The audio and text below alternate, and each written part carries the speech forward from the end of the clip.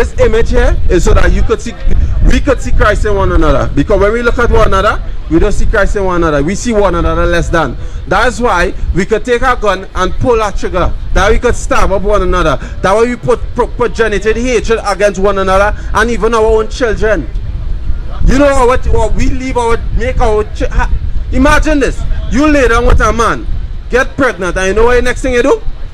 You're going to have an abortion. Which is, you're legally taking like a big pliers, pushing up in here, and breaking up that child bones inside your body. That fetus. We hate one another, bro. That is hatred. That part of you, what you're laid with. You telling me you're going to do that, bro? That hatred, bro.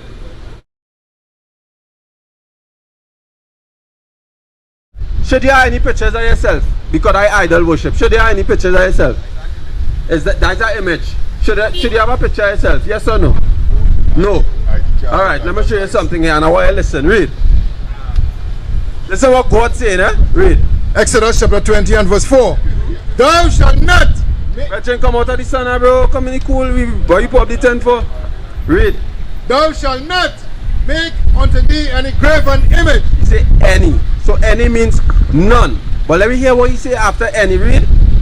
Or any likeness. No, read again. Thou shalt not make unto thee any graven. Why is that graven? Why is something graven? Just now read. Just now. Slow down. Slow down. Slow down. Slow down. Read it again. What graven means?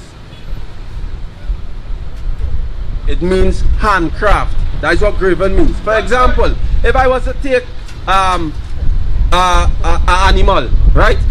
And I take it and I grave, let me say I take that stone. You see how they make this stone there? And I make an image of a lion. Or I make an image of a jaguar. Or a cheetah. Or I make an image of a bird. That is a graven image because you handcrafted it. This is what God is talking about. Read again. Thou shalt not make unto thee any graven image. Any handcrafted image. Or any likeness of anything that is in heaven above. Or that is in the earth beneath. Anything from the birds in the sky to the stuff on the earth. Read on. Or that is in the water under the earth. So God say you make a hand-graven image. Jump back to verse 3 and hear what God say. Thou shalt have no other gods before me. Read verse 5 now. Thou shalt not bow down thyself to them. So now that you have the image, sis, God is also saying what to do with it. What not to do with it, sorry. So I have a graven image. This is the point here. We have a graven image of your handcraft. Right? And guess what you do? You shouldn't what? Thou shalt not bow down thyself to them, nor serve them. For I, the Lord thy God, am a jealous God. So I'm asking you a question. Repeat. What is that? This is the same God he's talking about. For example. If I believe in just Jesus Christ, right? So you just say, then I wouldn't want to worship a Muslim God. Alright, that also goes in comparison that you actually creating a God, a graven image just now, and also a graven image of God. That's why he say in verse 4, read. Thou shalt not make unto thee any graven image. Any means it have nothing. Don't make any graven image for the point of worshiping. Read on. Or any likeness of anything that is in heaven above, or that is in the earth beneath, or that is in the water under the earth. God said don't make it. And when you don't make it, listen to this part here now. Thou shalt not bow down thyself to them. He said don't make any graven image and don't even bow down it. For example, what do the Muslims do? Not the Muslims. They worship what? The Kaaba stone. The Kaaba stone. They march around. And my brethren, you listening to following? What about the East Indians? What they worship? They worship Lakshmi. And they have a big idol. When they go into the shrine and thing in the house, guess what they have? A graven image they worship, a monkey, a Hanuman kind of thing. Bro, that is a graven image. God said we wasn't going to them idolatry and we mustn't create any images, graven images, to worship it. Now, jumping from this here, watch this image here. You say we shouldn't have this image by this scripture? No, sis. This is not a graven image, first and foremost. Secondly, the law was no, listen to what we're saying first. Listen, we shouldn't have any graven image, and on top of that, we shouldn't bow down and worship this. Are we bowing down and worship this image here? What does this, let me show you something. You see this image here is a reflection of what the Bible have. A description of what the Bible have. Let me explain it to what I'm saying. Revelation chapter 1 and verse 14. And I want you to listen to this, right? So if it have a big, if tonight have a big, focus. You see how the big controversy about this image here, what we have a black Christ, right? Why we don't make noise about this image here? Bring it up! Our foreparents, right? So why our foreparents had this in our in the as soon as they walk in the house? Why our foreparents had this? But God said don't worship no graven images, but they had this. So we supposed to make controversy for this here because in the Christian church it have a graven image. Samantha, it have a graven image of what? When you walk in the Catholic church, it have a graven image of what? A white man with crowns that turn on head and they worship him. They even worship in Hail Mary. First Kings 7:25. We would what? Let me show you something. So right now we're teaching about the graven images, right? But the law was don't make it and don't worship it, right? 1 Kings 7:25. I want to show you something. And this here is King Solomon. We're going to show you about King Solomon. My brother Jim, what's going on? You good? You following? You understand what we're talking about? What are we talking about? I know you. Right. So what we're talking about is the images. Because this is an excellent question. Why we have these images and the Bible say we mustn't have images, right? Read. First King chapter 7 and verse 25. It stood upon 12 oxen, 3 looking toward the north, and 3 looking toward the west, and 3 looking toward the south, and 3 looking toward the east. And the sea was set above upon them, and all their hinder parts were inward. So this is King Solomon here. He built images, oxen, in his kingdom. You know that kingdom, he mean like when he was ruling, he had the providence, statues and so forth. This is what King Solomon did. But the question is, did he worship them? Did he worship them? Did he bow down to worship them? Did he go against the law? No, he did not. No problem, because it's okay for you to have a picture, but when it comes to the scripture say any, it's talking about any graven image. It's not just talking about a picture. Because you need a picture. For example, KFC. I take a picture of KFC. I'm worshiping KFC. Come on, so it's not making sense. What you talking about picture of image, it's talking about graven image to the point of worshiping. God don't want we in idol worship. God want we worship him. The reason he gave this image here, read Revelation chapter 1 now. I will tell you why he gave this image here. Rest it on ready time, Brethren. Read. Revelation chapter 1 and verse 14. 1 and 1. Verse 1. The revelation of Jesus Christ. Why say revelation? What's the root word in Revelation, Brethren? The root word in Revelation. Anybody? Give me the root word. Reveal. So the root word in Revelation is reveal. So read it again. The revelation of Jesus Christ. So right now here, John writing here, the revealing of Jesus Christ. Because guess what? When Christ left the earth, you know everybody that's it? Nobody saw him. So God leave a revealing for in the scriptures for him. For us in the last days to know. Read. Now finish off with Revelation 1. The revelation of Jesus Christ, which God gave unto him to show unto his servants things which must shortly come to pass. So Christ leave this image in the Bible for us to show. We now take AI and make this artificial image of what he may look like according to scriptural. Do we not go and say that, hey, when Christ come back, he going to look exactly like this? But it's just a description. For example, when you go in the police station and you get robbed, you go in and you say, I'm going and describe the man for the police. The officer is going to do a what? Hand scripted what? Description of what you, or sketch correct, of what you were. Describe the person to look like. You understand? This is the same thing in the Bible here. It's simple.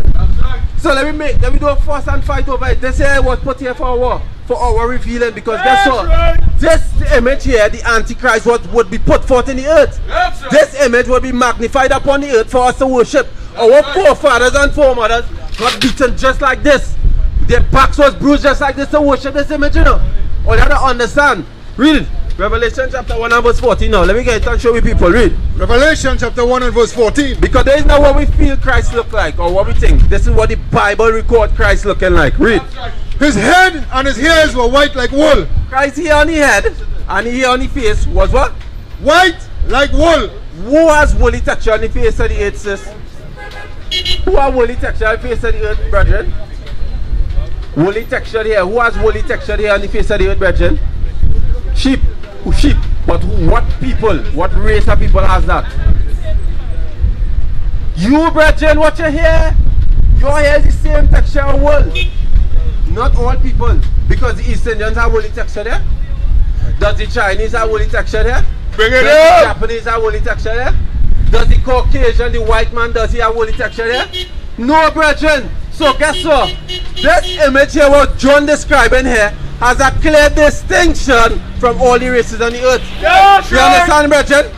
This is why God put this image here. Because in the last days, this Antichrist will come. Can you remember in John say the Antichrist will come? This man is against Christ. Why would you take an image that does not belong to you and paint yourself it?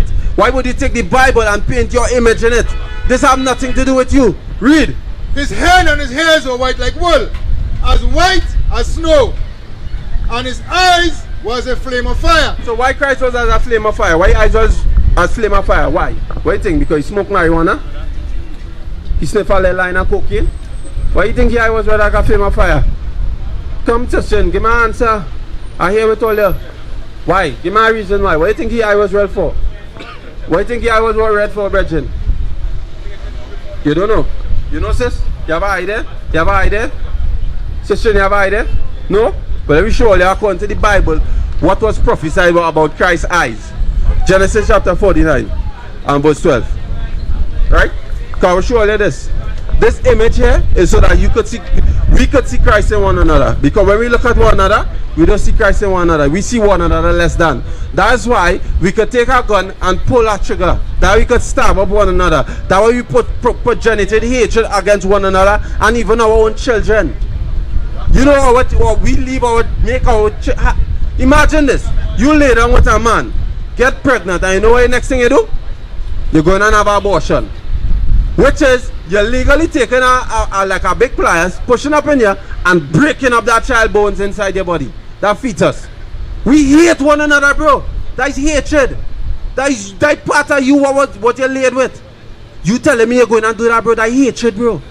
Read. Genesis chapter 49 and verse 12. His eyes shall be red with wine. God say your eyes will be red with what? With wine. What was the first miracle Christ did, brethren? Sister. Ah, that is it right there. He turned water into wine. So when Christ turned the water into wine, you never drink it. What happens when you drink, bro? What happens when any black man drink? No? What happened to the eyes? It has turned red. Showing you that what? Christ is a black man, bro, that we're going over. That is why this image here. There's this image in the Bible that was written. Read on. And his eyes was a flame of fire, and his feet like unto fine brass. So when I look down at your feet, brethren, your feet is the same color as the rest of your body, right? Your feet is not the same color as the brushes.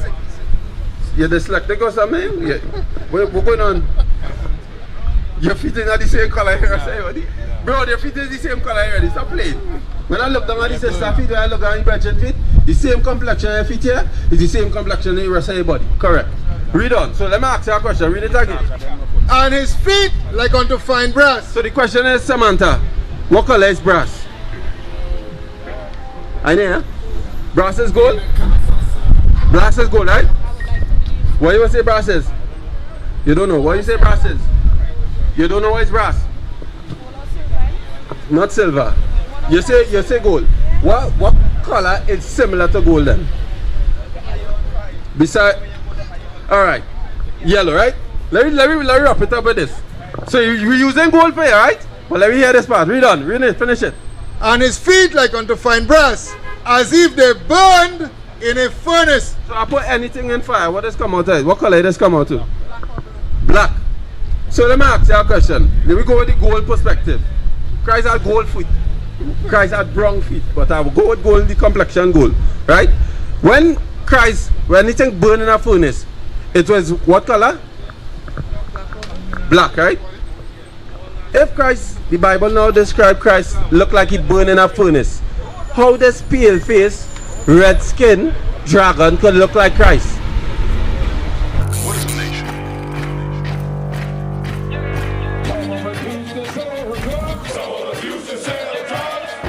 Nation is men leading by example.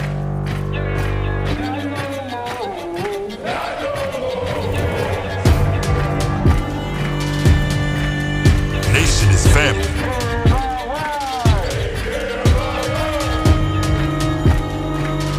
Nation is community. Nation is children with role models.